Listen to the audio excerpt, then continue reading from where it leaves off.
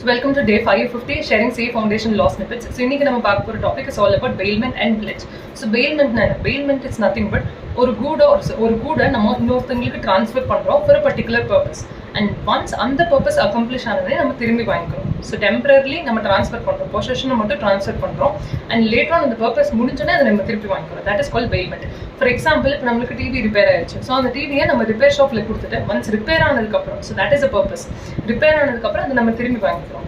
Or maybe இப்போ நம்ம cloth stitch பண்ணுறது கொடுக்குறோம், அது ஸ்டிச் பண்ணி முடிச்சோன்னே திரும்பி வாங்கிக்கிறோம். ஸோ அந்த யார் அந்த குட்ஸை டெலிவர் பண்ணுறாங்க, நம்ம டெலிவர் பண்ணுறோம்னா நம்ம தான் பெயிலர். அண்ட் யார் அந்த குட்ஸை வந்துட்டு அந்த பர்பஸ்க்காக வாங்கிட்டு அது பண்ணுறாங்களோ அவங்க பேர் bailee. And what is the difference between bailment and pledge? So பிளெட்ஜும் ஒரு பெயில்மெண்ட் தான். லைக் மீன்ஸ் தட் பிளெட்ஜும் வந்துட்டு நம்ம ஒரு கூட டெம்பரரிலி அதோட பொசிஷனை இன்னொருத்தங்களுக்கு ட்ரான்ஸ்ஃபர் பண்ணுறோம்.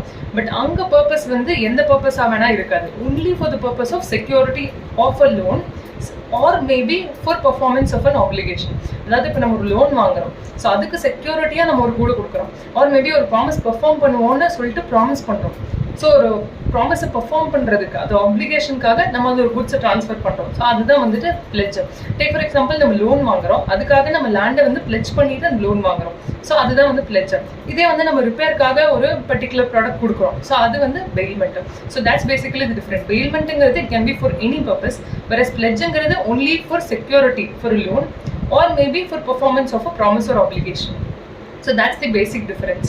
And அங்கே யார் அந்த பர்டிகுலர் கூட பிளெட்ஜ் பண்ணுறாங்களோ, இன் கேஸ் ஆஃப் பிளெட்ஜ் அவங்க நேம் பிளெட்ஜர், அண்ட் யாருக்கு பிளெட்ஜ் பண்ணுறோமோ அவங்க நேம் வந்து பிளெட்ஜிங்.